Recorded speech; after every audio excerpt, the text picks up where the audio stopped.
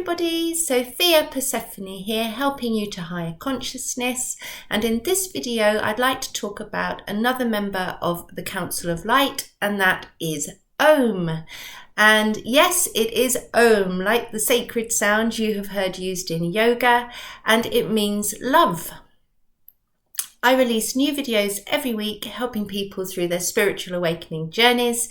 So if you'd like to keep up to date, just hit the subscribe button below and the bell symbol if you'd like to receive notifications.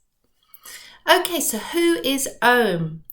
Om is the most senior soul in our universe. So he descends directly from the architect, and he is in effect the leader of the Council of Light, although it operates much more democratically than that implies. He represents ultimate compassion and ultimate kindness. His name means love. So that's, what you need to, everything you need to understand about Om is contained in that sort of one word. And he's very much a defender of the underdog, of the weak, of the defenseless.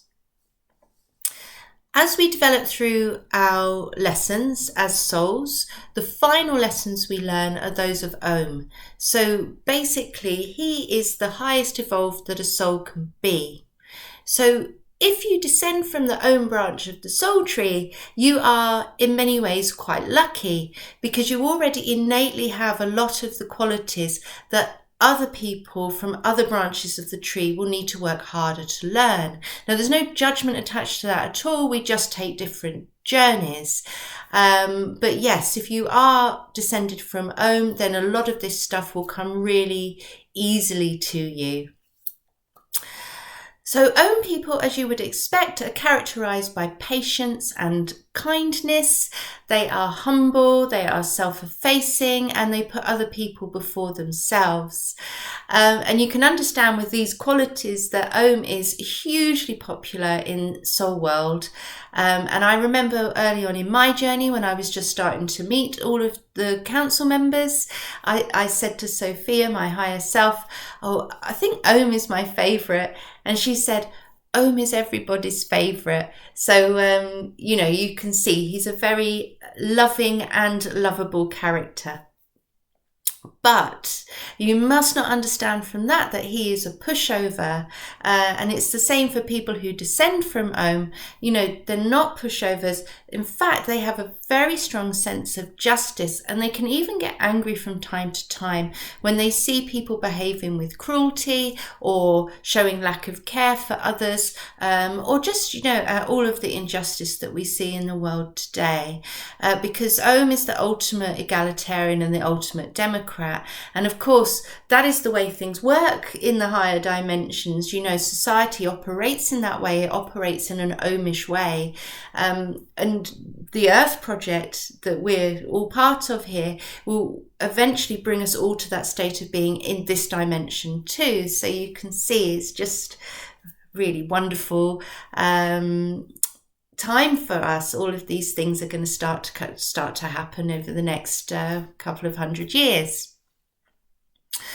So there's a very easy way to understand Om, and that is to think about Jesus of Nazareth, whether you're religious or not. I'm sure you're aware of Jesus as an historical figure. And Jesus was allowed to incarnate with full awareness and all of his soul level abilities on earth. So he was basically the embodiment of Om on this physical plane. In effect, it was as though he had gone through his full awakening process. That's the process that I'm committed to, and hopefully you, because you're watching this video, are committed to, or at the very least you are interested in. So if you think about the teachings of Jesus, and also of Muhammed, because he came from the same soul family as Jesus and they're very closely connected, then that tells you a lot about Om. That's his philosophy. It's the same philosophy. Physically speaking, Omish people tend to be quite slender. They're moderate in their eating and their drinking habits. They have usually hazel or brown eyes, which are notable for their warmth and their kindness. So the eyes of an Omish person tend to be kind of really compelling. And they often have brown or reddish brown hair. They love children and they love animals.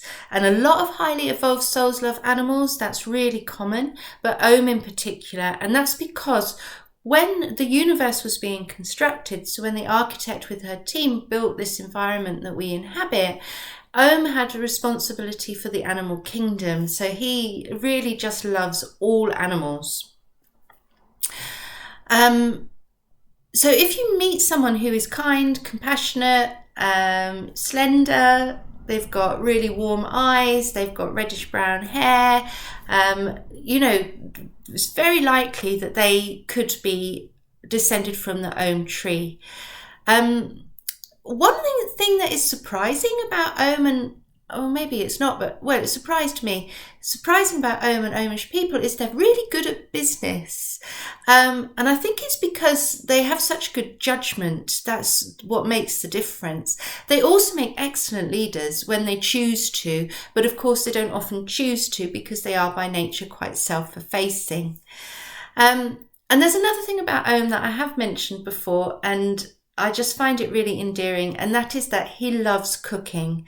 So as you progress through your own spiritual awakening journey, if you have become habituated to operating in a low level of trance, so by that I mean you're meditating daily and you're living with awareness, you're using mindfulness techniques in your day-to-day life, you're open to receive communication. So if you enjoy cooking and you spend time cooking, it's entirely possible that Om may come and give you a few tips.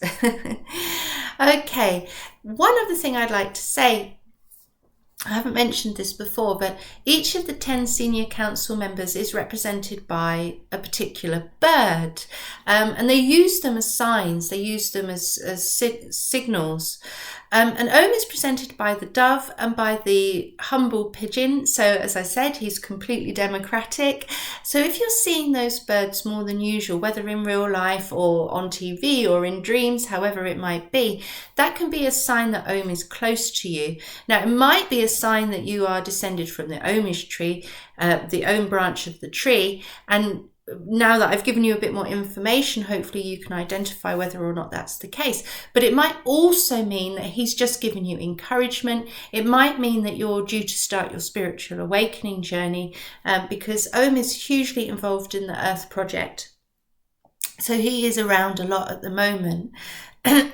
What you might find is that he appears in meditation or in a dream, particularly in lucid dreams if you practice lucid dreaming, and if you don't try it, it's a really excellent spiritual tool. And he'll often appear either as Jesus or Muhammed, who are sort of his representatives on earth. So even if you're not religious, you might encounter those prophets in your dreams or meditation. So if you do, you should take that as a signal that really there's something here for you to explore. And I hope you will, really commit to spiritual awakening, put yourself through the journey that I've been through, because to feel that you are contributing and that you're part of something so significant, and so something that will really change the way our world works, is really special indeed. And I would love everyone who's got the opportunity to experience it to really embrace it. Okay, anyway, I hope that helps. I've given you some more information about Om there, so hopefully you can see now whether you are Omish or not. Until next time, take care of yourself and enjoy your journey.